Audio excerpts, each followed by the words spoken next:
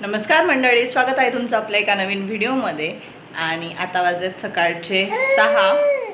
सुरुवात आज सकाळी एका घोळणे झाली, ती म्हणजे सकाळी 4ची बेल लावलेली आणि ती काही वाजली नाही. ती 9 वाजल्यामुळे 5 वाजेला आईंना जाग आली. त्यावेळेला आम्ही सर्वजण उठलोत आणि पटकन आवरायला घेतलं आणि झटपट असे सर्वजण रेडी झालोत, कारण आम्ही चाललो आहे शेगावला गजानन महाराजांच्या दर्शनासाठी. आज एकादशी आहे, त्यामुळे आईंना वारी त्यांची पूर्ण करायची होती, त्यामुळे आम्ही पण सर्व जातो आहे. तर दाखवतो तुम्हाला काय काय धमाल मस्ती होणार आहे. लक्षची आज पहिली रेल्वेची सफर आहे, तर बघूयात काय काय होतं आज. आम्ही तिघीजणी लवकर निघालो आहेत, कारण आम्हाला पायी पायी जायचं आहे आणि तीर्थाचे पप्पा आईंना घेऊन गाडीवर येणार आहेत. सोबत लक्षला पण आणणार आहे, त्याच्यामुळे आम्ही तिघी लवकर निघालो आहेत. जवळच आहे तसं तर स्टेशन.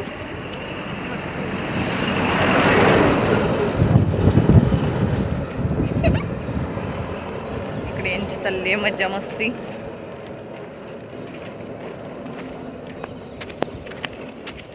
आम्ही स्टेशनला पोहोचल्यावर थोड्याच वेळात आई आणि लक्षही तिथे आलेत आणि इकडे आम्ही ट्रेनची वाट बघत होतो. तोच आम्हाला आमच्या क्वार्टरचे शेजारी जे होते, तर ते ताई दादा ते मिळाले, तेही तिकडेच जात होते. त्याच्यामुळे आमच्यासोबत तेही या ट्रेनमध्ये बसणार होते. आणि फायनली ती वेळ आली की ट्रेन आली. तीर्थाने बघितलेलं, पण लक्षने ट्रेन फर्स्ट टाईम बघितलेली, त्यामुळे मला डाऊट होता की ट्रेनचा जेव्हा आवाज होईल तेव्हा तो घाबरेल की काय. पण त्याच्यासमोरून खूप साऱ्या ट्रेन गेल्यात आणि तो थोडाही घाबरला नाही किंवा रडला नाही. हे मला खूप विशेष वाटलं. आणि हसत खेळत थोडं झोपत आमचा प्रवास सुरू झाला. त्यानंतर मग थोडीशी भूक लागली मुलांना, मग सोबत नेलेले मुरमुरे होते, त्याच्यानंतर पोळीचा रोल करून नेलेला, ते सर्व त्यांना खायला दिलं आणि पोहोचलो शेगावला. तिथून ऑटो करून आम्ही गेलोत मंदिराकडे.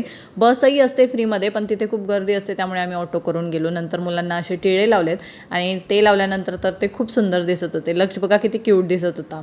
त्यानंतर वेळ होती चप्पल स्टँडकडे जाण्याची आणि इथे इतकी गर्दी होती आज, कारण एकादशीच्या दिवशी आम्ही गेलेलो, त्यामुळे खूप गर्दी होती.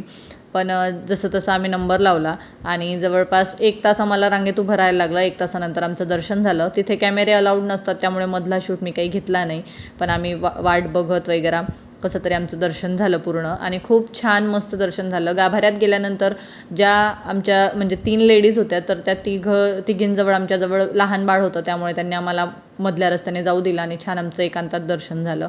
त्यानंतर केला फराळानंतर आम्हाला संध्याकाळी ट्रेन होती, त्यामुळे थोडा वेळ आम्हाला तिथे टाईमपास करावा लागणार होतो. मग इथे मंडप टाकलेला असतो असा छान, तर तिथे आम्ही बसलोत. खरं तर बसलोत तेव्हा काही वाटलं नाही, पण थोड्या वेळानंतर मग आम्हाला तिथे बोर व्हायला लागलं, कारण बराच जवळपास 2-3 तास आम्हाला तिथे बसावं लागलं. आणि नंतर आमची हालत अशी काही झालेली होती, चेहरा एकदम थकलेला होता, डोकंही थोडंसं दुखायला लागलेलं होतं. त्यात मुलं इतकी त्रास देत होती ते विचारायलाच नको. लक्ष तर तिथे आजूबाजूला बसलेल्या सर्व बाबा लोकांकडे जाऊन मस्ती करत होता. मग तिथून निघालो आम्ही. थोडीशी शॉपिंग केली आणि शेगावची कचोरी जी आहे तर ती खाल्ली. इथे आलं म्हणजे शेगावची कचोरी खाणं गरजेचं असतं. त्यानंतर स्टेशनला पोहोचलो. स्टेशनला तर इतकं ऊन लागत होतं की काय करावं हे समजतच नव्हतं. आणि फायनली ती वेळ आली की आमची ट्रेन आली. ट्रेन थोडी लेट झाली, त्यामुळे थोडी परेशानी झाली. आणि ट्रेनमध्ये बसल्यानंतर बापलेकांचं इकडे खेळणं चालू झालं. खरं तर तिच्याशी खेळण्यासाठी खूप पेशन्स लागतो आणि तो ती फक्त तिच्या पप्पांकडेच आहे. आमच्याच्याने कोणाकडनंच तिच्याशी खेळलं नाही जात.